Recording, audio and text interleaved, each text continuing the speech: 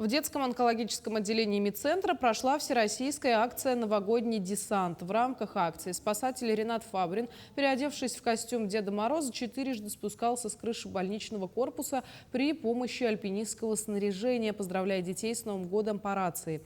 Этот необычный десант стал настоящим чудом для юных пациентов, многие из которых уже несколько месяцев не могут покидать свои палаты. Более 30 детей сейчас проходят курс химиотерапии. По словам главного врача, позитивный настрой – важная составляющая лечения, и такие яркие события приносят детям радость и надежду на выздоровление.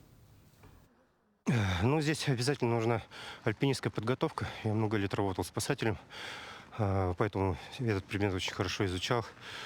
Допускаются только профессионалы, которые проходят специальное обучение, подготовку, знают, как все это делается, как это все исполняется.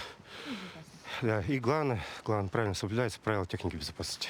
Как видите, есть специальное альпинистское снаряжение на мне, все сертифицировано, все качественно, поэтому мы обязательно это все соблюдаем. А как детишки реагируют? Ну, для них это, конечно, новое такое увидеть Деда Мороза за окном. Но впечатление у них есть. Немножко, конечно же, они растерянные. Но потом они приходят, как говорится, в себя, понимают, что это Дед Мороз.